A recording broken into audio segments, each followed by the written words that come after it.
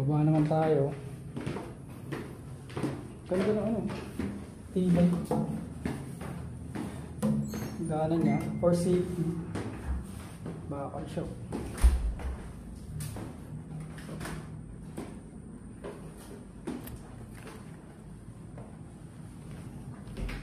Ito yung sinasabi ni ma'am na maid's room din. Joke. Ay, maid's room. Maid's room. Cabinet. Cabinet lang. Doon yun sir sa Brighton. Nice. Sa Brighton pala yun. May maid's room. Napakaluwag. 46 lang siya pero ang luwag. Yes. Ang luwag siya. Hindi sir, 62. Ah, 62 pala. Oo, 62. Yung Atlanta, yung 42 is. Ay, yung pala. So, sa townhouse pala. Kasi yung 42. Pang townhouse lang. Ito yung laki. Hindi naglalagay. Wala nga rin dyan. Di ba kung makukuha mo? Pang maliit na TV dyan. Dito. Kasi alanganin dyan, nakatagilid ka. Oh, yun ang gusto ni Doc Danny. Nakatagilid daw dun eh. Atlanta naman tayo. Dito, maglagay tayo dito upuan. Pag Parang tayo kukuhan. Okay, Atlanta naman tayo. Tara. Okay, sige sir. Ayos.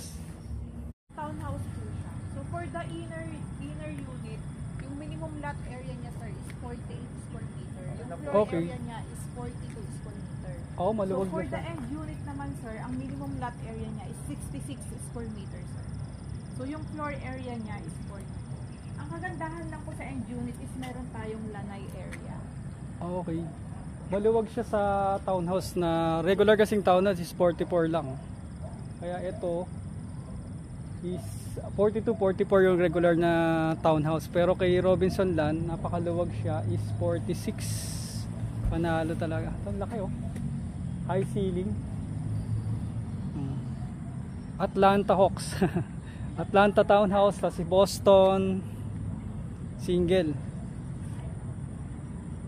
Laki oh. Yes, titignan din natin si Atlanta townhouse. Tara, natin.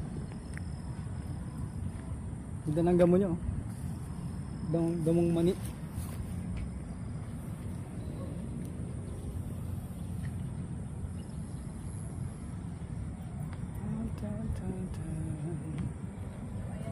Nagala yung susi. Check natin yung loob. Tara, samahan niya kami guys. So dito, 2 bedrooms po siya, then 1 toilet and bath. Ay, toilet and bath. And Okay. then dito sir, ang kagandahan ng kwarto na ito, dalawa lang, pero maluwag siya. Oh.